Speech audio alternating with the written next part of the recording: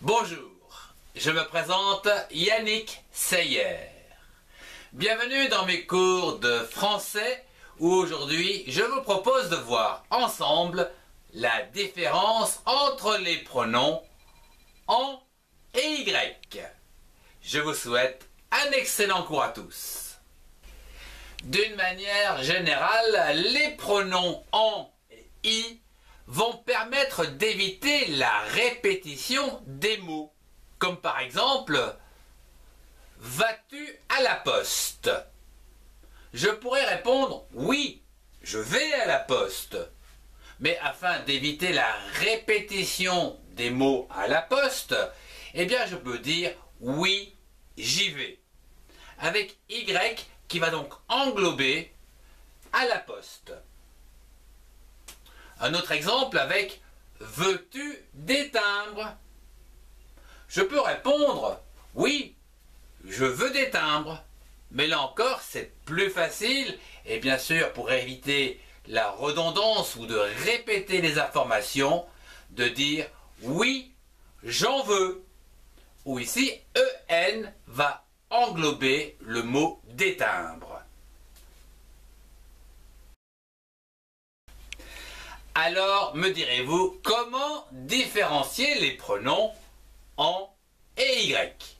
C'est très simple, il suffit de connaître une des deux règles que je vais vous citer dans quelques instants.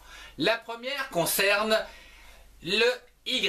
Ici, il suffit de savoir que l'on utilise y seulement pour remplacer un nom ou un groupe nominal introduit par A accent grave, AU ou AUX. Voyons cela au travers de petits exemples. Je vais à l'école. Je peux remplacer par j'y vais. Ou Y remplace à l'école. Un autre exemple avec je m'intéresse aux maths, que je peux remplacer je m'y intéresse. Ou ici le Y va remplacer les maths ou aux maths. Terminons avec la deuxième règle qui va nous permettre l'utilisation du pronom en. En remplace des compléments introduits par la préposition de. C'est tout ce qu'il faut savoir, c'est également très facile. Alors, voyons cela au travers quelques exemples. Veux-tu du café? Je réponds oui, j'en veux. En va donc remplacer du café. Ainsi, on ne répétera pas deux fois la même chose. Un autre exemple avec combien veux-tu de sucre? Je vais répondre j'en veux 3. Ou ici en va remplacer de sucre. Un autre exemple.